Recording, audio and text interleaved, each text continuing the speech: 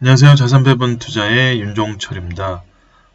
오늘도 2022년 1월 21일 금요일 날 방송한 리얼 일드 방송을 요약 해설해드리고 제 의견도 개진하겠습니다.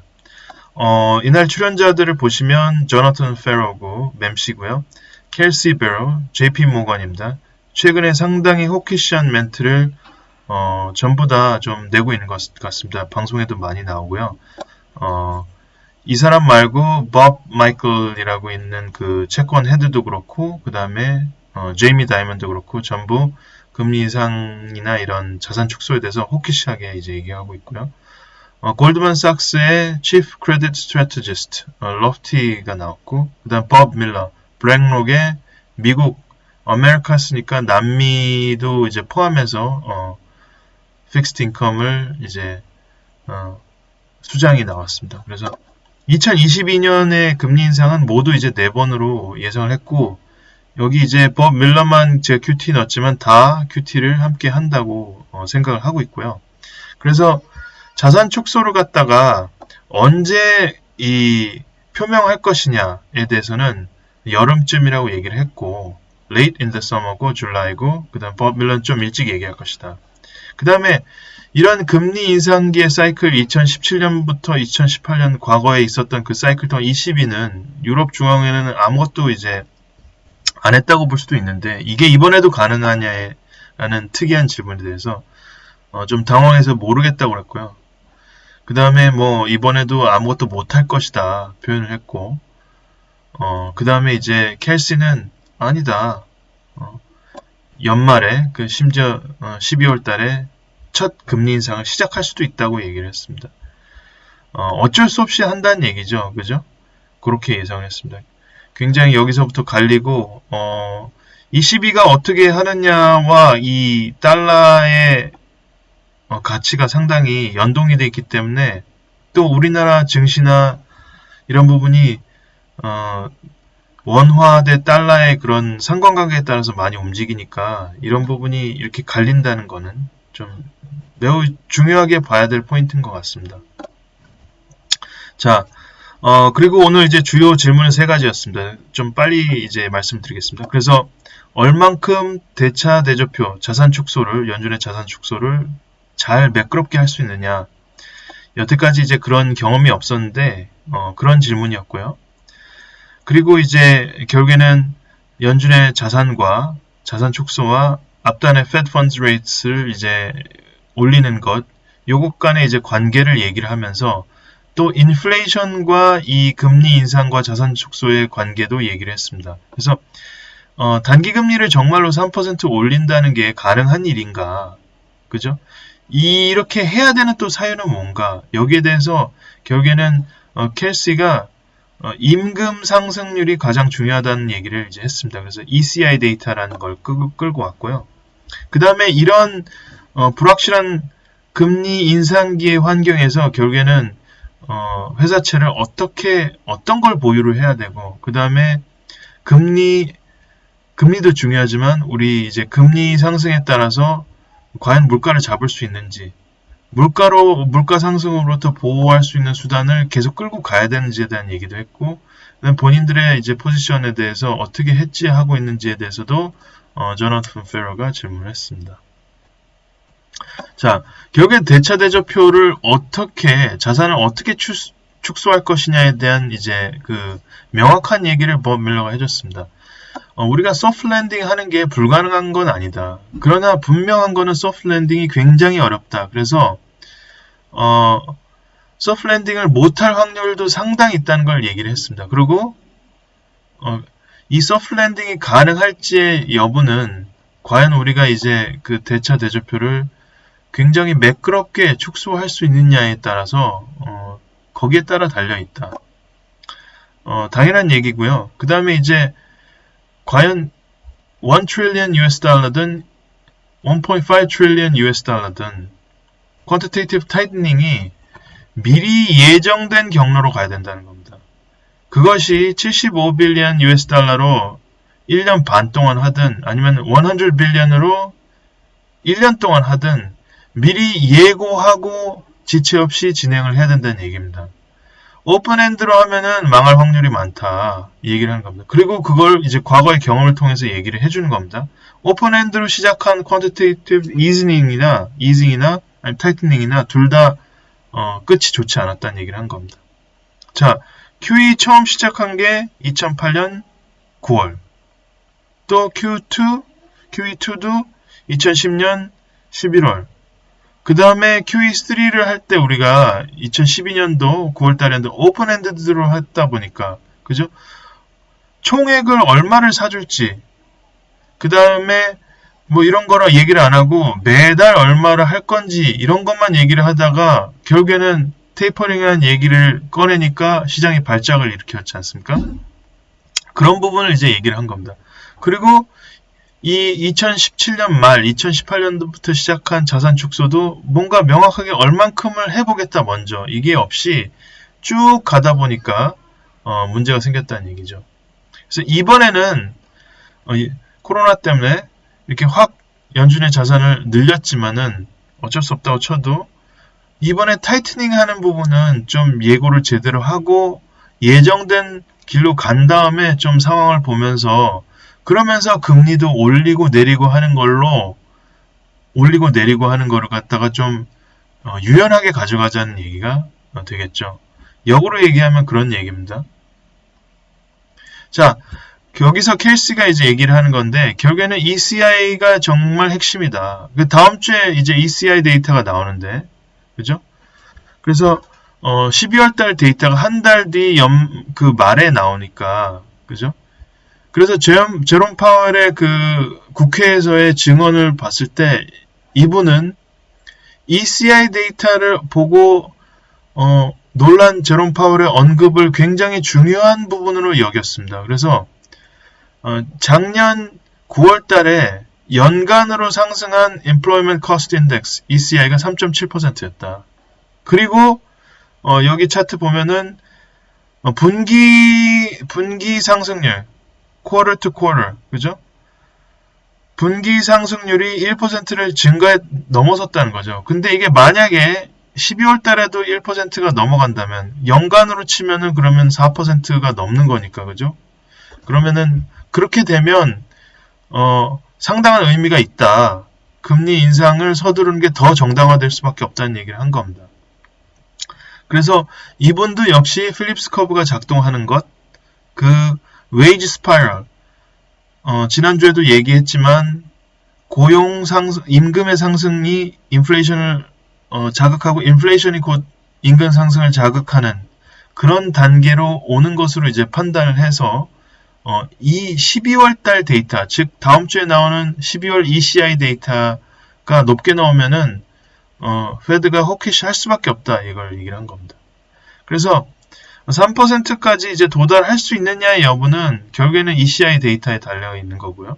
그 다음에 연준의 그 자산 축소와 그 다음에 앞단의 단기 금리를 상승시키는 이 인터랙션, 상호관계에 따라서 또 달라진다 얘기했습니다. 왜냐하면 이제 이 전 샷에서 법 마이클이라고 같은 JP 모건에 이제 채권하신 분이 나와서 이미 연준의 자연스러운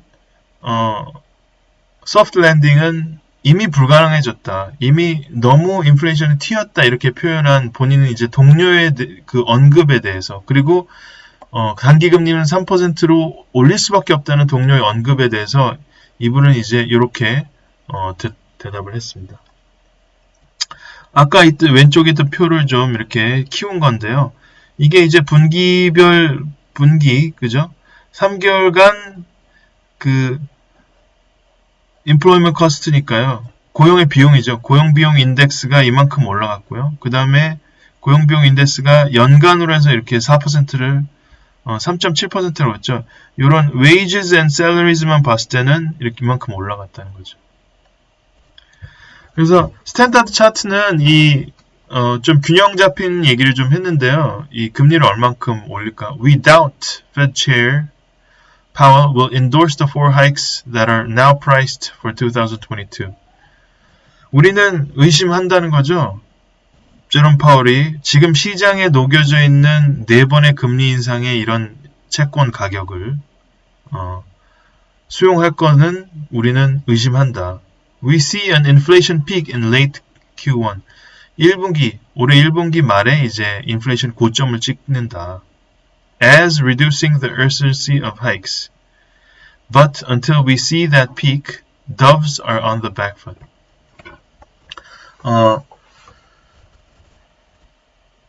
그래서 이렇게 피크를 찍게 되면은 확 올려야 되는 그런 urgency, 그런 긴급성이 줄어들죠. 그치만은 지금 현재는 doves are on the back foot. 그래서 이거 이제 사전을 찾아보면 on the back foot 찾아보면요. If someone is on the back foot, they feel threatened and act defensively. 그러니까 지금 이 비둘기파들이 좀 수세에 몰려 있지 않습니까? 내내 인플레이션은 transitory하다. 일시적이다 얘기했지만은 결국에는 데이터가 튀고 나니까 지금 본인들이 이제 좀 조용히 이제 목소리를 조용히 하면서 로우키로 지금 있는 거죠. 그리고 좀 방어적으로 있을 수밖에 없는 상황이라서 사실 이런 것이고, 만약에 물가가 진짜 이 피크를 찍고 내려가는 게 좀 보이면은 제롬 파월이 4번까지 하이크는 안 할 것이다 이렇게 얘기를 하는 거죠. 자, 그래서 결국에는 어떻게 투자를 하느냐, 그만큼 금리가 인상된다는 얘기는 채권 가격도 떨어지고 주식 가격도 떨어지고, 그렇죠? 그렇다면은 현금만 보유해야 되느냐, 그건 아닐 거 아니냐, 그죠? 그래서 이 질문을 했습니다. 그래서 아직도 이제 회사들은 밸런스 시트가 굉장히 건전하고 이런데, 그리고 소비자들도 환경이 좋지 않냐. 그래서 켈시는 균형이 중요하다. 그래서 우리가 이제 채권을 크레딧에 대해서 보유를 하려면은 어떻게 하냐면 플로팅 레이트나 금리가 변동하는 그런 상품이나 아니면은 만기가 매우 짧은데 또 뒤에 있는 자산이 좀 불안전하지 않고 안전한 걸 이제 보유하겠다는 얘기죠. 그래서 bank loan, leveraged loan, leveraged loan 뭐 이런 게 있겠고요. 그 다음에 short securitized credit. 그래서 auto ABS, 차량 ABS, 그 다음에 consumer loan ABS, 그죠? 요런 게 이제 있다는 거죠. 요런 걸 이제 해서 금리 이자는 많이 주지 않지만, 금리 인상기에 이자를 더 주는 뱅크론을 갖고 있거나 아니면 매우 만기가 짧은 우리 미국의 소비자들의 건전성을 믿고 이런 데 좀 투자를 해보겠다. 이런 얘기고요. 그 다음에, 러프티 골드만삭스는 지금 사실 투자할 크레딧이 마땅치 않다. 요약하자면 그런 얘기를 했습니다. 그래서 왜냐면은 이제 IG 가격이 금리가 인상되면 될수록 결국엔 더 떨어질 거기 때문에, 그죠? 그 다음에 법 밀러는 결국에 이런 투자 결정에 있어서 이 다른 질문과의 연관이 있는데, 뱅크 오브 아메리카에서는 결국에는 지금의 이런 상황이 2007년과 닮은 것 아니냐, 사이클이 피크에 다다른 거 아니냐, 이런 조나선 페로의 뱅크 오브 아메리카 리포트를 읽고 난 그런 질의에 대해서 결국에는 사이클을 연장시켜야 되는데 그러려면 소프트 랜딩을 해야 되고, 요게 이제 완벽하게 돼야 된다. 연준의 이제 자산 축소와 금리 인상 이런 굉장히 어려운 일을 완벽하게 해내야 된다. 근데 문제는 중앙은행들이 좀 더 나가는 경향이 있다. 그죠? 좀 더 심하게 금리를 인상한다든지 좀 무리하게 나가는 경향이 있는데, 이런 거에 대비하기 위해서 팁스, 물가 연동치 같은 게 우리가 숏을 이제 하는 것이고, 그 다음에 본인들의 예측은 결국엔 실질 금리가 지금 마이너스에서 0까지는 이제 올라올 걸로 지금 보는 거죠. 요거랑 이제 비슷한 얘기를 갖다가 이제 켈시도 요 언급을 하면서 이제 했습니다. 그래서 조나선 페로의 그런 결과적인 이 켈시의 답변을 유도한 질문은 뭐였냐면, 결국에는 물가 상승으로 보호해준 그런 자산에 대해서 너는 어떤 생각을 갖고 있냐. 즉, 연준이 물가를 잡는 데 성공한다면은, 예를 들어서 팁스 같은 경우는 사면 안 되는 거 아니냐, 이 얘기를 했고요. 그래서 똑같은 얘기로 실질금리는 오를 것이고, 그보다 더 중요한 거는 실질금리 커브가 이제 플래트닝 한다는 겁니다. 그래서 여기 얼굴이지만 좀 써보면 이렇게 실질금리 그래프가 있으면 이게 0이면 그죠? 그 다음에 여기 만기예요. 그리고 여기 장기고 여기 단기고 그러면 지금 현재는 이제 이렇게 돼 있다는 거죠. 예를 들어서 10년물이면 우리가 10년물 금리가 1.8%면은 3% 정도의 10년 이제 브레이크 이븐 인플레이션을 보면은 요 정도라고 이제 가정을 하면은 이게 마이너스 예를 들어서 1.2%지 않습니까? 그죠? 근데 여기 같은 경우에 지금 현재 우리가 2년물이 금리가 1% 넘어갔다. 그죠? 근데 단기로 지금 우리가 물가 튀는 거면 7%막 이러잖아요. 그러면은 마이너스 6%잖아요. 요렇게 돼 있는 게 이제 금리를 인상하게 되면 이렇게 올라오겠죠. 그죠? 이렇게 올라온다는 겁니다. 그래서 요런 실질 금리 커브도 완만해지고 그죠? 이렇게 된다는 얘기고요. 그래서 자기네들이 이제 팁스를 갖다가 이제 오히려 숏하는 포지션이다 요 얘기를 했습니다. 그 부분이 이제 둘이 이제 일치한 면이죠. 요렇게 되고요. 그 다음에 이제 제 의견을 좀 얘기를 하자면 결국에는 이 고용비용을 굉장히 지금 연준에서 클레임을 많이 받는 것 같습니다. 요 고용비용에 대한 불만이 각 그 업장의 그런 사장님들로부터 많이 들려오는 것 같습니다. 이건 이제 뇌피셜이고요. 왜냐하면 그 서베이를 직접 하기 때문에 사업을 하시는 분들을 주기적으로 계속 서베이를 하지 않습니까? 연준에서는. 그래서 임금 상승 때문에 고통받는 그런 업체들이 많은 거를 연준이 계속해서 듣고 있는 건 아닌지 그런 부분이고 근데 이제 과연 이게 지속될 수 있는가 물가 상승이 된다고 보니까 결국에는 제가 이제 휴게소를 갔다 왔는데 깜짝 놀랐습니다. 휴게소에 키오스크가 지금 제가 서해안고속도로에 있는 그 횡담도 거기 보니까 불과 6개월 전에 비해서 키오스크가 한 15개는 는 것 같더라고요, 최소한. 그러니까 그렇게 된다면은 정말로 이 물가가 그렇게 상승을 할 것인지 결국에는 물가 상승 압력이 자동화로 더 이렇게 이끌어서 디플레이셔너리한 건 아닌지 그런 생각을 다시 한번 하게 됐고요. 그 다음에 이제 미국의 장기채 수요입니다. 결국에는 우크라이나 이슈 또 여러 가지 이제 국제 정세가 불안해지면은 전 세계가 사실 미국 장기채를 찾지 않습니까? 그래서 이런 좀 안 좋은 환경, 지정학적인 리스크는 오히려 미국의 장기채의 가격을 떨어뜨리지 못하고 또 상당히 또 올라가는 효과는 있고 그러면서 주식은 또 떨어지고 그래서 참 어려운 환경이다 이런 얘기를 해서 다시금 꼭 고위험 회사채는 아니더라도 조금 올해 이제 가격이 금리 인상 때문에 가격이 내려앉는 한이 있더라도 채권의 비중을 조금 늘려보는 건 어떨지 금리가 올라가면 그만큼 보유에 대한 매력이 있는 거니까요.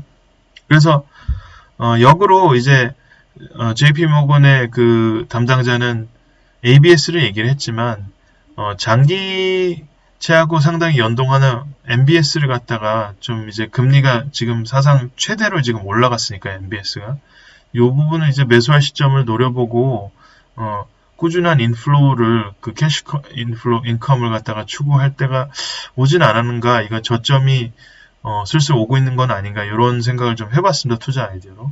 그 다음에 이제 이런 시장의 불안과 공포가 지금 많은 상황으로 전환이 됐다고 하면 설 연휴 전에 연휴가 이제 될 거기 때문에 그때가 좀 사람들이 불안해하지 않겠습니까? 그런 시점에 역으로 한국과 중국의 우량주를 일부 좀 담아보는 그런 과감한 선택은 어떨까? 이게 시계열로 보면 한 3년 시계열로 봤을 때는 3년 뒤로 봤을 때는 상당히 괜찮은 선택과 결정이 아니었을까 이렇게 될 수도 있겠다 이런 생각을 과감하게 좀 해봅니다.